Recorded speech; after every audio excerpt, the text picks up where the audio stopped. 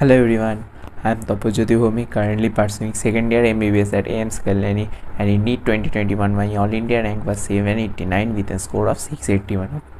So today's video is on for those students who have just passed their 11th and moved to class 12. So many of you were asking me that भैया 11th waste हो गया, आप क्या करें, only one year is remaining and उसमें 12 तो करना ही है पूरा, उसका मतलब पूरा जैसे नॉर्मल एक नया चीज़, नया चैप्टर पूरा नया तरीके से करना है, और उसके साथ साथ 11th का भी सिलेबस कवर अप करना है क्योंकि बहुत कुछ बच गया है।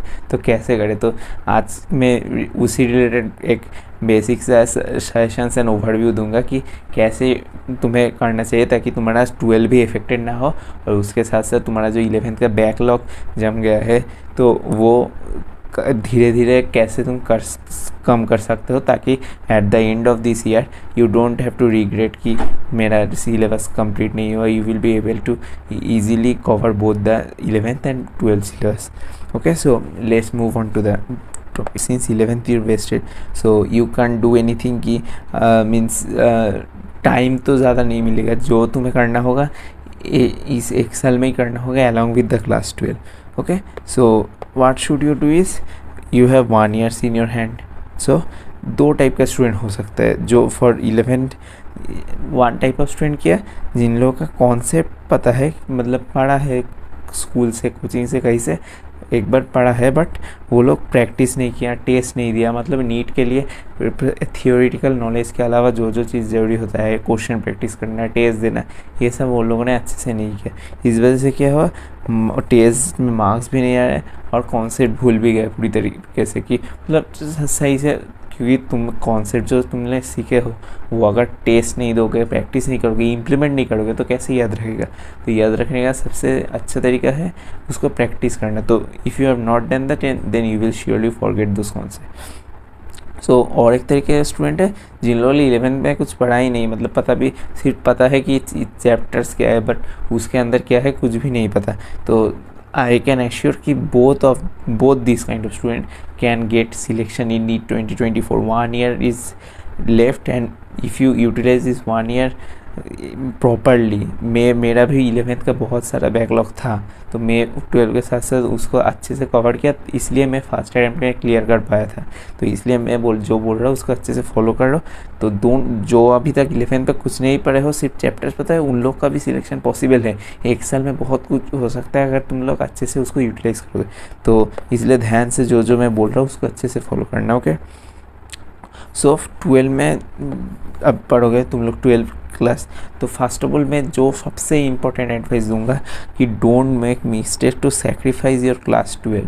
ये सबसे इम्पोर्टेंट एडवाइस है कि तुम 11th के चक्कर में अपने 12 को मत डुबा देना, क्योंकि 12 का वेटेज भी नीट में ज़्यादा है, मतलब मोस्टली इक्वल, सपोज 60-40 इस टाइप का रहता है, क्योंकि मोस्टली 12 का वेटेज ही ज़्यादा रहता है। फिर भी कैसा हो सकता है तो पता नहीं, मतलब अगर कुछ चेंज हो गया, बट मोस्टली यही रहता है। तो इसलिए 12 को मतलब डुबाने मत देना, क्योंकि अगर if your 12 get ruined then you don't have the chance to recover. मतलब 12 अभी 11th ख़त्म हो गया, तुम्हारे पास और एक साल है, इसलिए तुम सोच रहे हो कि 11th का बैकलॉग कैसे कवर करें, बट अगर जब तुम्हारा 12 ख़त्म हो जाएगा तब अगर बैकलॉग रह जाएगा 12 का, तो तुम्हारा वो बैकलॉग क्लियर करने के लिए टाइम नहीं रहेगा। ये तुम्हें अच्छे से समझना होगा।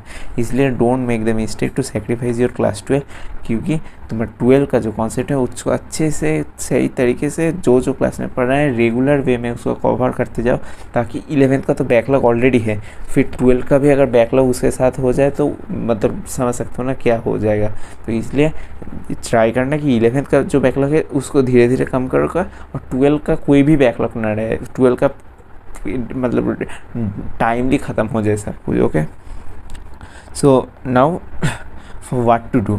सो फर्स्ट ऑफ ऑल से जो 11th के लिए चीज़ है, जैसे कि नहीं पढ़ा, जिन लोग का सिर्फ चैप्टर पता है तो उन लोग का 12 करने के लिए 11th का कुछ बेसिक नॉलेज ज़रूरी होता है। ऐसा नहीं 11th और 12 दोनों मोस्टली सेपरेटेड है, बट 12 का फिज़िक्स ये सब करने के लिए फिजिकल केमिस्ट्री कुछ बेसिक सा कॉन्सेप्ट ज़रूरी होता है जो कि क्लास 12 में पढ़ाया जाता है। जैसे ये फिजिक्स का अगर बात करूँ तो unit and dimension is needed in every chapter of the physics, you know that. Vector concept, vector का direction, magnetic field, electric field बहुत ज़्यादा लगता है वेक्टर का कॉन्सेप्ट। तो वेक्टर अगर अच्छे से क्लियर नहीं है तो जाके पहले ये सब जो बेसिक कॉन्सेप्ट है इसको क्लियर करके फिर 12 का सिलेबस स्टार्ट करना, ताकि तुम्हारा बेसिक्स में कोई गलती ना हो। ओके, नेक्स्ट मैथमेटिकल टूल्स, ये तो सबको पता ही है, जैसे कि डिफरेंशिएशन, ट्रिगोनोमेट्री, ये सब कुछ बेसिक से चीज़ जो अप्लाई होते हैं फिजिक्स में। तो बहुत हाई फाई मैथमेटिक्स का कोई ज़रूरत नहीं, जो बेसिक्स नीट के पॉइंट ऑफ व्यू में रिक्वायरमेंट है सिर्फ उसको ही करना है। और काइनेमेटिक्स एज इट इज़ 12 में कोई डायरेक्ट एप्लीकेशन नहीं है, बट काइनेमेटिक्स के जो तुम अप्लाई करते हो वो सब कॉन्सेप्ट तुम अगर 12 में करके बहुत सारा क्वेश्चन आसानी से कर सकते हो, इसलिए। और कभी कभी इंटीग्रेटेड क्वेश्चंस भी रहता है क्लास 12 का फिजिक्स में, तो इसलिए काइनेमेटिक्स में करना ज़रूरी है। Okay, now coming to chemistry. For chemistry, chapters like mole concept, atomic structure, periodic table and chemical bonding, these 4 chapters जो इनिशियली 4 चैप्टर है, these are like the foundations of the chemistry. तुम्हें अगर mole concept पता नहीं है तो means chemistry का तुम्हें कुछ नहीं होगा। फिर atomic structure, basic structure of atom के ऊपर पूरा चीज़ डिपेंड करता है। और पीरियोडिक टेबल, ये भी बहुत ज़रूरी होता है, उसके ऊपर पी ब्लॉक, एस ब्लॉक, जितने भी एलिमेंट्स है उसका बेसिक्स है पीरियोडिक टेबल। और केमिकल बॉन्डिंग भी बहुत ही इंपॉर्टेंट होता है, इसका जो कॉन्सेप्ट रहता है वो पूरा केमिस्ट्री में लगेगा। तो इसलिए ये जो चैप्टर्स है इसको कवर करके फिर 12 का सिलेबस स्टार्ट करना, ताकि तुम्हारा 12 का सिलेबस में कोई बेसिक सा प्रॉब्लम ना हो, क्योंकि ये सब नहीं करोगे तो फिर से क्या होगा, 12 में समझ नहीं आएगा कि ये क्या पढ़ रहा है नहीं पढ़ रहा है। तो इसलिए वो गलती ना हो, इसलिए ये सब चैप्टर अच्छे से समझ के फिर 12 का स्टार्ट करना। Okay, before starting your class 12 you should do this chapters. उसके बाद क्या करना है ना, make a list of the class 11 chapters. इसलिए तुम्हें पता है कि 11 में कौन सा चैप्टर्स है, सारे चैप्टर जितने भी चैप्टर्स है सबका एक लिस्ट बना लेना। फिर क्या करना है, तुम्हें ऑलरेडी पता है अभी NCERT जो नया वाला नीट 2024 के लिए है उसमें कुछ चैप्टर्स रिमूव कर दिया गया है, जैसे structure organisation animal, transport in plants, mineral nutrition, digestion and absorption. वैसे वो कॉकरोच अर्थवर्म वो तो बहुत साल पहले ही लाइक 2021 से उसको रिमूव कर दिया गया था, मतलब ऑफिशियली NCERT में था बट ऑफिशियली नीट में नहीं आता था, बट इस बार NCERT से कम्प्लीटली रिमूव कर दिया गया। तो मैं बोलूँगा कि इस चैप्टर्स को कम्प्लीटली इग्नोर मत करना, मतलब अभी के लिए प्रायोरिटी दे के नहीं पढ़ना है, बट एकदम से मतलब कुछ भी नहीं पता है ऐसा भी मत करना। Save this chapters for later, क्योंकि ये जो स्पेशली फिजियोलॉजिकल जो चैप्टर है जैसे कि transport in plants, mineral nutrition, digestion and absorption, इसको अगर तुम पढ़ोगे तो तुम्हारा बेसिक्स बहुत क्लियर होगा। मतलब physiological chapters are for conceptual understanding, तो इस चैप्टर को पढ़ के तुम्हारा जो फार्दर चैप्टर्स है उसमें भी हेल्प होगा। तो इसलिए ये जो बेसिक्स चैप्टर है, कॉन्सेप्चुअल चैप्टर है, इसको इग्नोर मत करना। हाँ, अभी के लिए टाइम निकल के पढ़ने का ज़रूरत नहीं है, बट लास्ट में अगर टाइम बचेगा तो एक बार देख लेना एटलीस्ट, ताकि कहीं से भी अगर क्वेश्चन आ जाए तो तुम्हारा मिस्टेक ना होगा, गलती नहीं होगा। Now coming to what for the remaining chapters. तो अब तुम्हें पता है कि बाकी क्या क्या चैप्टर्स है उसको एक लिस्ट बनाने ला, और जिन लोग का कुछ नहीं हुआ है उन लोग तो सारे चैप्टर्स का नाम लिखना, और जिन लोग का हो गया है तो तुम्हें पता है कि किस चैप्टर में तुम्हारा कॉन्सेप्ट अच्छा है, किस चैप्टर में तुम्हारा ज़्यादा वीकनेस है, किस चैप्टर में तुम्हारा एकदम भी कुछ नॉलेज नहीं है। तो उस हिसाब से 3 टाइप का जोन बना लेना, लाइक 1 टाइप ऑफ चैप्टर, और इसको भी करना based on the weightage, not only like chapters को जो तुम जिस तरीके से NTA का जो नीट का पैटर्न है उसमें देखना कि कुछ चैप्टर से बहुत ज़्यादा क्वेश्चन आते हैं, कुछ चैप्टर से आते हैं but like 1 question every year. तो इस तरीके से चैप्टर्स को ऑर्गेनाइज कर लेना कि, और नेक्स्ट कोई वीडियो में एक चैप्टर वाइज वेटेज का ज़रूर इंक्लूड कर दूंगा, ताकि तुम्हें अच्छे से पता चल जाए कि कौन सा ज़्यादा इंपॉर्टेंट है, किसको पहले करना है। फिर तुम्हें भी एक बेसिक सा लिस्ट बना लेना कि कौन सा चैप्टर ज़्यादा इंपॉर्टेंट है, उस हिसाब से ना अब क्या करना कि जिस चैप्टर को तुम्हें ज़्यादा इंपॉर्टेंट लगता है उस चैप्टर को फास्ट कवर अप करना, और तुम्हारा वीक है मतलब तुम्हारा first of all important plus week. तो जो चैप्टर इम्पोर्टेंट है और तुम्हारा वीक है उस चैप्टर को फास्ट कवर करना, और जिन चैप्टर का उतना भी वेटेज नहीं है और तो उस चैप्टर को लास्ट में करना। अब कैसे करना है, सो now priority based on the previous years, I have already told this. See which chapters have not you started yet, so sort out those chapters. So those chapters which you have not started yet, cover this chapter when you have 2 to 3 days gap. Like जिस chapter को तुमने एक बार पढ़े भी नहीं हो, जो मैं बोल रहा था, जो लोग एकदम 11th कुछ पढ़े नहीं, तो वो लोग क्या करना, डेली 2 to 3 आवर्स तो निकलना ही होगा। और उन लोग कोई गैप, कोई हॉलीडे गैप हो 2-3 दिन का, या फिर weekend specially you have to utilise your weekends का, स्पेशली सैटरडे संडे, वो 2 दिन को अच्छे से यूटिलाइज करो। और ये वीकेंड्स और ये हॉलीडेज़ को, हॉलीडे गैप्स को यूज़ करके क्या करना कि उस चैप्टर्स के related first of all watch the video lecture, then read the NCERT। After you read the NCERT, practice questions. और क्वेश्चंस भी कौन सा, फर्स्ट प्रायोरिटी शुड बी और past year question, because past year questions are the most concise and the most effective source of question practice, क्योंकि उसमें तुम्हें पता है कि इस टॉपिक से या फिर ये सब टॉपिक से फिर से क्वेश्चंस आएगा। तो मतलब टॉपिक्स क्वेश्चंस उतना ज़्यादा भी रिपीट नहीं होता है exactly, but concept and topics तो रिपीट होता है ना, तो इसलिए तुम्हें पता चल जाएगा कि कौन सा टॉपिक्स एंड सब टॉपिक्स ज़्यादा। तो उसमें अगर गलती करोगे तो फिर से वापस जाके देखना है NCERT में कि कहाँ गलती कर रहे हो, तो फिर से वो उस क्वेश्चन को रिपीट करना, तो देखना हो जाएगा। तो ऐसे करके अपना जो क्वेश्चन प्रैक्टिस करना, और साथ साथ ट्राई करना उस चैप्टर का एक शॉर्ट नोट्स बनाने के। शॉर्ट नोट्स क्योंकि लास्ट में जब तुम रिवाइज करोगे तो ये शॉर्ट नोट्स बहुत ज़्यादा इफेक्टिव होगा, इसलिए वीडियो लेक्चर्स देखने के बाद NCERT से पढ़ना, फिर क्वेश्चन प्रैक्टिस करके जो गलती हो रहा है उसको वापस NCERT से देख के प्रैक्टिस करके उसको सॉर्ट आउट कर देना, फिर थोड़ा उसके साथ साथ शॉर्ट नोट्स भी बना लेना ताकि एकदम से क्लियर हो जाए। अब जिन लोग ने पढ़े हैं बट प्रैक्टिस नहीं किया है, उन लोग को क्या करना है, डेली 1-2 घंटे निकलना है अपना स्टडी रूटीन से। मुझे भी पता है तुम लोग बहुत ज़्यादा टाइम वेस्ट कर देते हो other than studies, social media distraction, video देखना, मूवीज़ देखना, दोस्तों के साथ घूमने जाना, ये सब, तो उधर से टाइम निकालना है। ऐसा नहीं कि 12 का सिलेबस, 12 का पढ़ाई छोड़ के 11th पढ़ रहे हो, ये नहीं। आप क्योंकि तुम लोग अगर 11th वेस्ट कर दिया हो तो तुम्हें कुछ तो एक्स्ट्रा एफर्ट देना पड़ेगा सिलेक्ट होने के लिए 2024 में। तो तुम्हें जो तुम्हारा टिकट का टाइम है, जैसे घूमने जाना, मूवी देखना, वो सब से टाइम कट आउट करके तुम्हें 11th का सिलेबस कवर करने के लिए निकलना पड़ेगा। तो you have to take 2 hours every day from your study the routine. Now क्या करना, तुम्हें ऑलरेडी पढ़े हो तो बेसिक्स पता है, तो directly practice past year question. फिर पास्ट ईयर क्वेश्चन में जो गलती होगा उससे क्या करना है, NCERT देखना है। फिर NCERT के साथ साथ तुम चाहो तो अपना नोट्स भी देख सकते हो, और साथ साथ क्या करना, फॉर्मूला शीट रखना साथ में, ताकि तुम्हारा कोई गलती ना हो कि क्या कर रहे हो उसमें। तो once you done that then you, अब क्या करना कि तुम्हें पता है कि कौन सा चीज़ तुम भूल रहे थे, तुम्हें प्रैक्टिस कर रहे हैं, तो जो चीज़ तुमने भूल गया उसको क्या करना, उसके रिलेटेड तुम चाहो तो कोई छोटा कॉन्सेप्ट है तो वो कॉन्सेप्ट रिलेटेड एक वीडियो। अब उन स्टूडेंट्स की बात कर लो जिन लोग का हुआ है बट उन लोग अच्छे से प्रैक्टिस नहीं किया है, तो उन लोग के लिए क्या करना होगा, तुम लोग को तो बेसिक कॉन्सेप्ट पता ही है, तो तुम्हें फिर से पूरा थ्योरी पढ़ने का कोई ज़रूरत नहीं। तुम लोग क्या करना कि फास्ट PYQ सॉल्व करना।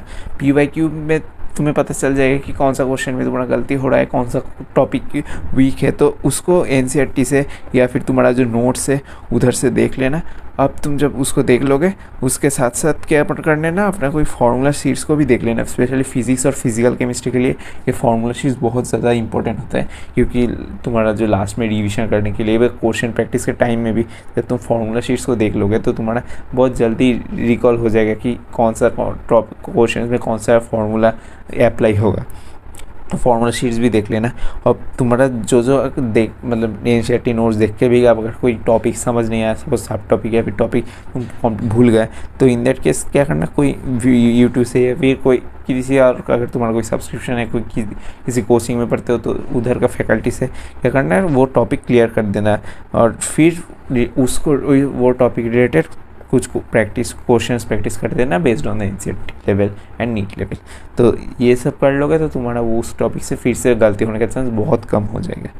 सो these are the basic strategy we use to do, but one thing you can do is study that means ये थोड़ा एडवाइस बोल सकते हो कि जो 11th और 12th का जो टॉपिक से रिलेटेड है उसको चाहो तो तुम, मतलब ऐसे तो कोचिंग में नहीं पढ़ाया जाता जनरली, बट तुम अगर चाहो तो उसको एक साथ पढ़ सकते हो। जैसे कि सपोज कोचिंग में अगर इलेक्ट्रोस्टैटिक्स चल रहा है तो तुम घर पे ग्रेविटेशन पढ़ के जाना, तो देखना दोनों टॉपिक्स बहुत रिलेटेड है, specially gravitational field, electric field, ये मतलब एनालॉगस टाइप का चीज़ है, तो तुम्हें रिलेट करने में या फिर फॉर्मूला याद रखने में बहुत ईजी होगा। तो इसलिए, और ऐसे ही सेम वेव्स ऑप्टिक्स, ये जो वेव्स का चैप्टर है, वेव्स और वेव ऑप्टिक्स, ये भी बहुत रिलेटेड है। तुम देखना जो एक स्पेशली साउंड के लिए है, एक लाइट के लिए, बाकी मोस्टली फार्मूला ये सब सेम रहता है। तो जब वेव ऑप्टिक्स पढ़ाया जाएगा तो तुम वेव्स पढ़ लेना।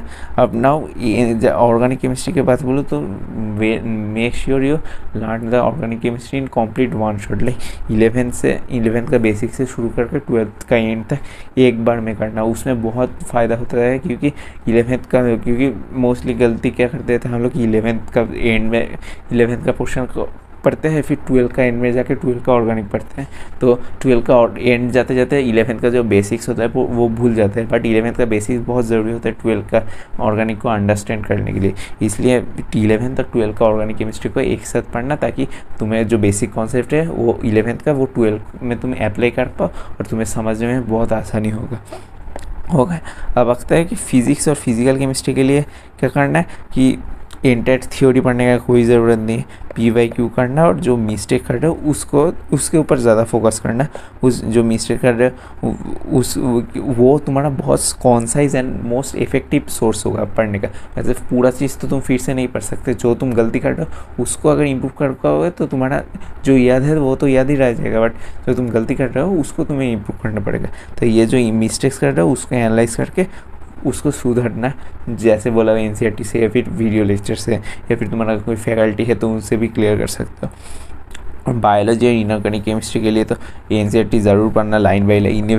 12 में पढ़ रहे हो तो भी 11th का NCERT से लाइन बाई लाइन पढ़ना, क्योंकि बायोलॉजी और इनऑर्गेनिक के लिए और कोई ऑल्टरनेटिव नहीं है, तुम्हें NCERT पढ़ना ही होगा लाइन बाई लाइन, ताकि तुम जब क्वेश्चंस देखोगे जितना ज़्यादा पढ़ोगे उतना जल्दी से तुम्हें क्लिक कर जाएगा कि ये लाइन उधर था।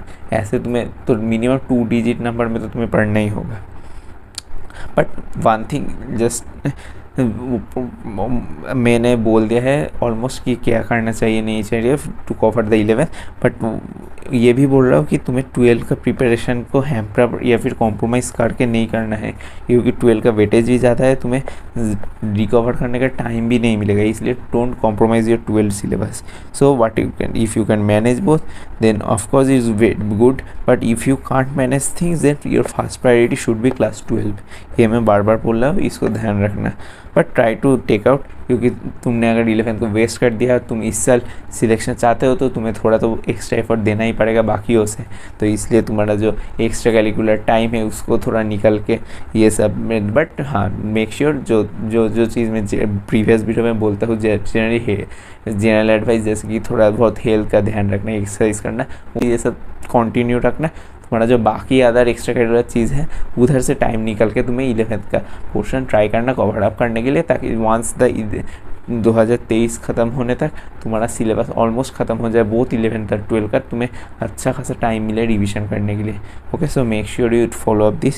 So thank you everyone. अगर तुम्हें ये जो एडवाइस दिया हो ये पसंद आ रहा है तो please like, subscribe and share this video among your friends, so that I can get the motivation to make more number of videos, and keep studying, keep giving your effort, and you will surely get selected in NEET 2024. So thank you everyone, best of luck for your future, and this is Tabajyoti Bhomik. So meet you in the next